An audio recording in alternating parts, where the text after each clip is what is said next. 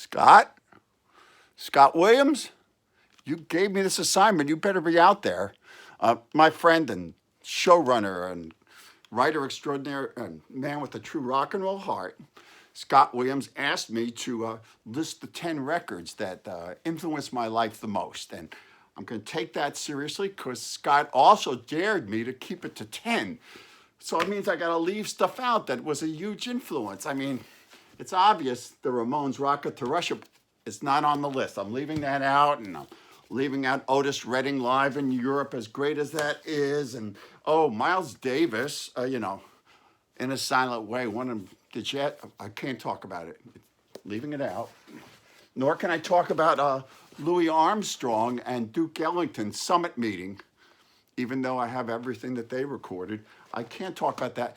Oh, I got to move somebody else. It'll take a second here. Somebody else I can't talk about. Neil Young. This is all my Neil Young records. Just part of them, not counting the 50 or so CD. I can't talk about Neil Young because that would make it more than 10. So I'm going to stick by the rules as much as I can. I mean, what is life without rules? I think it's called rock and roll is life without rules. So let's go back to the first music that really, really moved me. Doo-wop music on the radio, those beautiful vocal blends, that honesty, that emotion of people who had groups that had one or two great songs, went in the studio, recorded them, and that was the end of their careers, pretty much. I mean, songs like Get a Job, da-da-da-da, Book of Love, I Wonder Whom, but maybe, I Wonder Why by Dion and the Belmonts, Tears on My Pillow, 10 Commandments of Love, 16 Candles, So Fine. This is all in the Rhino doo-wop box. I can't read you all these titles, but if I say to you, there's a moon out tonight, or if I say to you, Blue Moon, bomb-a-da-bang-a-dang-a-ding-a-dong, ding, Blue Moon. Anyway, this doo-wop music, I loved it and it moved me. So that's the first ones, doo-wop, number one. Now, at the end of this, I have to pass this on to other people. And the artist that is probably the number one artist in my life is Bob Dylan. But which Dylan record to choose, it doesn't matter. It's whatever one I'm obsessed with now. And in that case, it's Blood on the Tracks from about 1975. And why am I obsessed with it now? Because they've just put out, I need more room here. Okay, so many records. They just put out this box. It's called More Blood, More Tracks. Now, you can get it on one CD, but what kind of Dylan fan are you? You have to really ask yourself, is one CD enough? This is every outtake. This includes him walking into the studio with the original demos. It's powerful stuff. It's to hear his heart break because his marriage is disintegrating and pour it out in these songs and listen to the evolution of it. And he thought he finished the album once and it was pressed and they made covers and he changed his mind and he re-recorded it again in Minneapolis with a bunch of guys who get a phone call. Would you like to go in the studio and record with Bob Dylan? I mean, it sounds like a crank call, but that's about half the song. So, this is fabulous piece of work and a fabulous way to enrich your own story of Dylan. Now, songs of heartbreak. There was an artist, Richard Thompson, who was in a group called Fairport Convention in the 60s, and then he married Linda, and Linda and him went off and had a group together, and the marriage broke up. Another great album of heartbreak. It's called Shoot Out the Lights from 1985. This one will really get you. He's a brilliant guitar player, not based in blues, which is what's really wonderful about his stuff. A great improviser. He's had a solo career since then. Shoot Out the Lights, album that moved me very much. Let's go back a little bit, because once I discovered these people, I realized a lot about truth and a lot about honesty in music.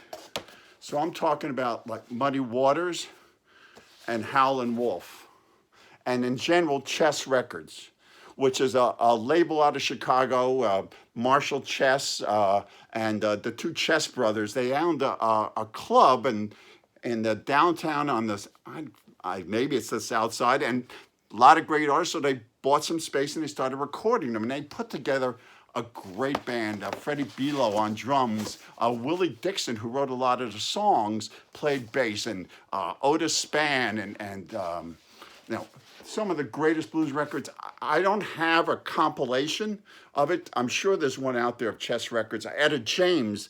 Oh yeah, that guy. What's his name? He invented rock and roll. Oh yeah, Chuck Berry was on this label. All right.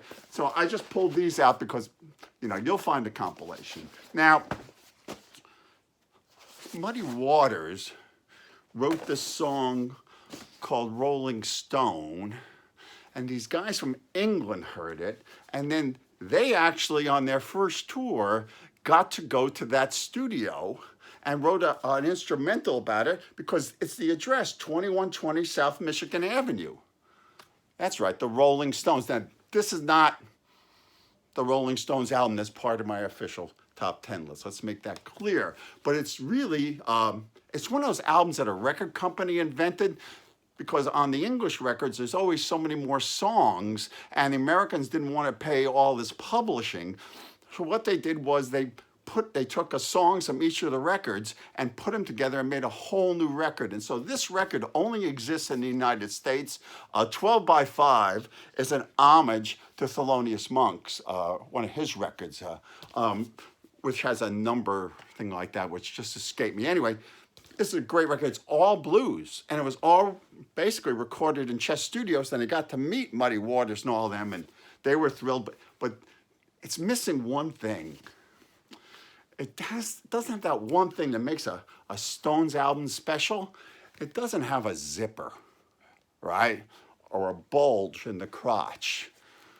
It's not Sticky Fingers, which maybe it's my favorite Stones record. I mean, from Brown Sugar on, I mean, those chords when they hit, and Charlie Watts' drum banging on Roundabout Midnight, you know, and of course Moonlight Miles on this. Just one great song after another. I'm going to show you. I should never have done this. There's his underwear underneath, but it devalued the record. It's just Mick Taylor was a guitar player with Keith Richards at the time. I Got the Blues, Dead Flowers, Moonlight Mile, Bitch. Jesus is a great record. Wild Horses. Do I have to say more? If it just had Wild Horses, you should buy it. So, Stones.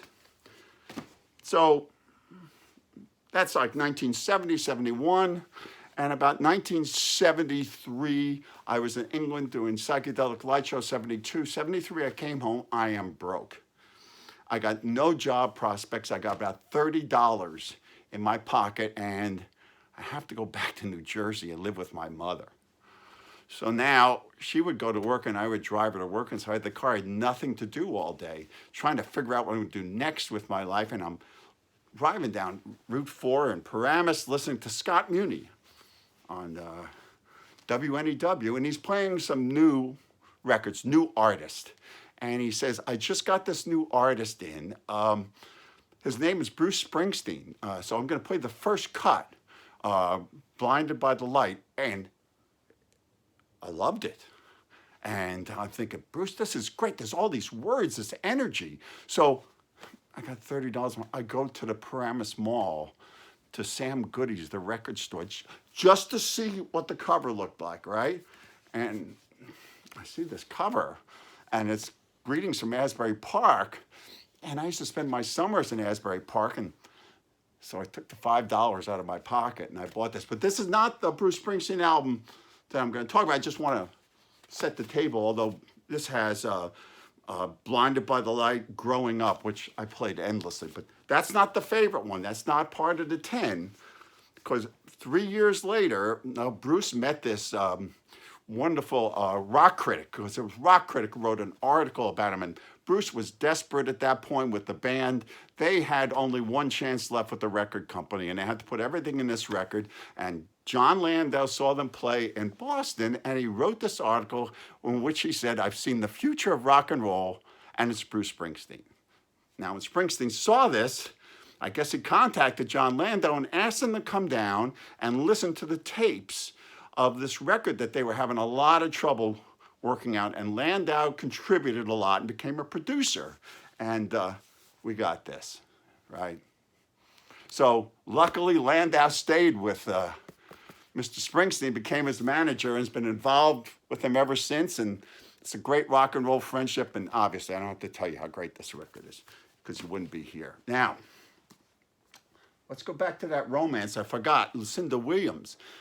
I didn't want to be too light here on the women in my choices. Lucinda Williams, Car Wheels on a Gravel Road, another artist who, like Springsteen at the time, just couldn't get a record together, was conflicted. She recorded this record twice. It's just pure Southern rock poetry, you know. It's all about relationships. There's a wonderful song called Lake Charles about what it's like to drown. She takes the part of a friend of hers who drowned himself in Lake Charles to commit suicide. Car Wheels on a Gravel Road, I Lost It. There's just one, Right in Time, of just that feeling of when you're with someone and you're having sex with them and you're in a perfect sync. Masterpiece record. Okay. Now, about 1967, the summer, I guess the radio was on and I must have been looking up at the stars because I had a visitation from another planet. A rock and roll artist came from outer space and took over my radio. And that was Jimi Hendrix, Are You Experienced? Because this record sounds like it's from fucking Mars, you know? When you first heard it, it was insane. So what you got is blues. Because if Jimi Hendrix had just played the blues, he would be an excellent footnote in rock history because he was a great blues artist. But he's from Mars, and he had all these weird sounds, and he bent the notes, and he played electric guitar like no one else. So if he had just played that Martian kind of stuff, again, another footnote.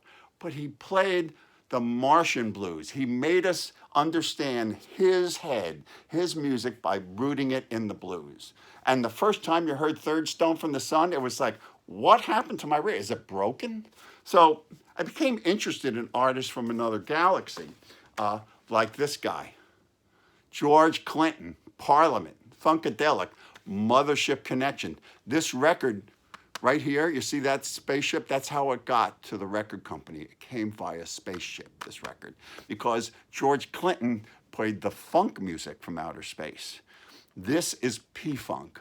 This is hilarious. Now, just to let you know, he didn't stop there, George Clinton. There's a Funkadelic record, you know. There's a Parliament record called The Clones of Dr. Funkenstein. There's a subgroup called The Brides of Dr. Funkenstein. I mean, then there's Parliament, goes back, and he has like three different bands playing, so he can collect money from all the record companies. And this is called Glory Holla Stupid. All right?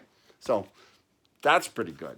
Now, what about people born right here in this country who act like they're aliens?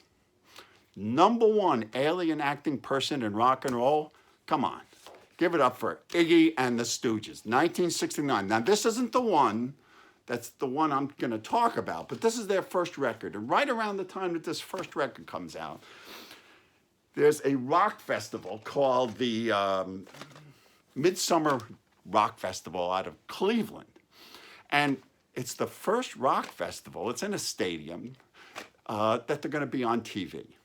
So they're going to broadcast it live, and so they need a host to this rock festival, which it has, at the festival is Iggy, Alice Cooper, who, by the way, during his show got hit in the head when someone threw a head of lettuce on him, Grand Funk Railroad, Mountain, and Traffic. And Grand Funk Railroad were the biggest band in the country then, so they got to get a host. Now, it's the late 60s.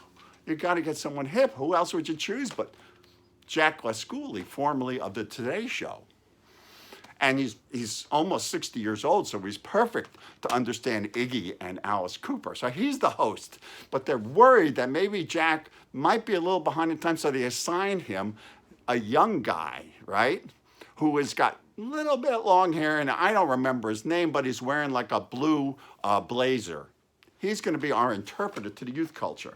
So the second Iggy comes on stage and they're broadcasting TVI, what does Iggy do? I mean, Iggy does what Iggy does. This is what he looks like on the stage, right? So Jack Let School is trying to make sense of this, right? So Iggy's throwing himself around the stage, doing all this stuff for the camera, getting limber, doing these kind of back bends. And in the middle of TVI, he jumps into the audience and launches himself into the audience and basically disappears in a crowd of people. So Jack Les Cooley, it's like, what are we going to do? He's gone. So he does what anyone does in those days when they would disappear into a bleachers or something. He goes to commercial. So it comes out of commercial and we see this. And Jack Les Cooley says, Mr. Stooge is still out in the audience, right? And Iggy is really getting wound up with the fans and everything. And then one of the great moments in rock and roll history, because somewhere in this crowd, Iggy spots this young girl who's got this giant jar of peanut butter. So he gets her peanut butter and he smears it all over his body while Jack Les Cooley's trying to explain it and his hip young friend are trying to explain Iggy Pop to them. But in the interest of journalism, and that's something that Jack left out, we still to this day don't know whether it was smooth or crunchy. But the Iggy records that I love, this one, Lust for Life. There is no perfect Iggy record. There's just so much good stuff on them. And this has the song Lust for Life and this song, which may be my favorite Iggy song, which is The Passenger. And it's a song about our existential crisis of life. Iggy is very articulate and a very smart guy. How do I know? I worked with him, and he signed this record. This is another great record. I had to show it. I had to brag a little bit about Iggy, okay? Getting to know him. He's a very smart guy, great guy to hang around with. Not as nuts as you'd think, really smart and well-read. And this album has Sister Midnight on it, China Girl. And who produced this record? Quick, for extra bonus. Come on, Scott. You know produced this record. David Bowie. Thank you, Scott. Now, while we're talking about people on the edge, who is even more on the edge than Iggy? The master, Lou Reed. This is not one of the records. This is a great live record. Lou Reed sings, opens up with an intro to Sweet Jane. One of the greatest intros in rock and roll. I mean, when they hit those Sweet Jane, sorry, I'm talking too much about this record. The Lou Reed record, that's my favorite Lou Reed record, is this one, Metal Machine Music. Two records of nothing but noise. One note of noise that I think somewhere, I'm only kidding. This is not my favorite Lou Reed record, but this is just the kind of fuck you that Lou would do, right? Worked with Lou too. But my favorite Lou Reed record is this one. And believe it or not, I don't know what happened to the vinyl, and I think I gave my daughters the CD. So I just ordered it from Amazon, and on it is it's a really interesting record. Lou wanted to make music for adults, and so all his music, there's no lovey-dovey Moon June stuff. It's all like you're reading William Burroughs or, Last Exit to Brooklyn. And, it's real serious stuff. There's a song called My House, which is contemplative. And there's a song about drinking too much called Underneath the Bottle. There's an incredible song called The Gun, what it's like to be in New York and be mugged. And this song called The Gun, I've been mugged. And this is what it sounds like, because the next song is the masterpiece. It's called The Blue Mask. And it's about death looking you in the eye. The Blue Mask. And after that, he does a song called Waves of Fear. All right, this is a serious record. And the day John Kennedy dies, sort of memories of him in college. So while we're amping up rocking, let's see if I can. Okay, so you get in this car, even though your parents tell you you shouldn't take a ride from strangers, and it's a really hopped up car. It's got a huge engine, and the driver takes off, and when this guy drives, it feels like he's going way too fast and you're going to crash every second. It goes to the end of the roads and around the guardrails, and while he's doing it, the singer in the front seat is yelling and screaming and throwing the microphone around his head, and the drummer is banging on the roof of the car. There's a band in the car, right? And that band in that runaway car, The Who, live at Leeds. Okay, this is everything that's great about rock and roll in one great live record. There's like 4 versions of it. This one has everything on it and is a beautiful mix, and I think I gave my daughters the vinyl. This is the band at one of its peaks, about 1969, 1970. It actually was a hit off of this. Summertime Blues was a hit off of this. This has their Tommy stuff in it. This is what you want rock and roll to sound like. They are the most exciting band I have ever seen. You see this? That's them, the cool band, okay? And at the end of this, they do My Generation. And in it, they play Amazing Journey from Tommy. And at one point, they're playing so fast, they get liftoff.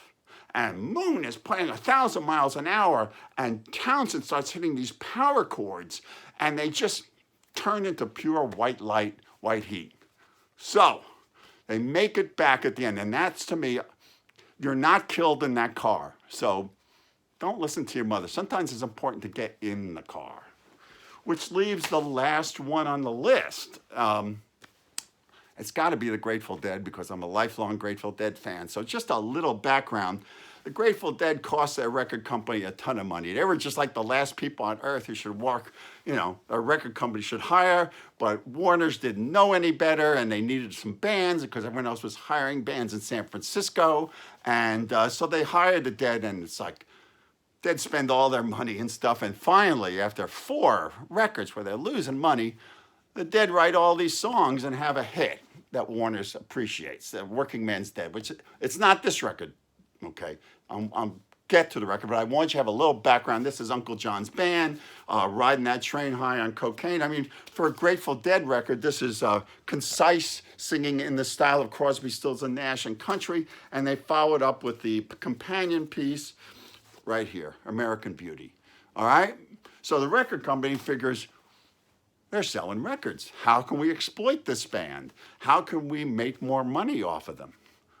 Okay, so they got the wrong people if they think the Grateful Dead are going to play along with anything that the record company does. So they do another live record, and the Dead, the record company asked the Dead, what do you want to call this record? And the Dead say, Skullfuck. Okay? The record company's like, I don't know if that's such a great idea. And the Dead insist on Skullfuck, so they don't call it anything. They just call it the Grateful Dead. And it sells a lot. So some genius at the record company says, no one in Europe knows who the Grateful Dead are. We should send them over to Europe to do, on a tour, and we'll record it.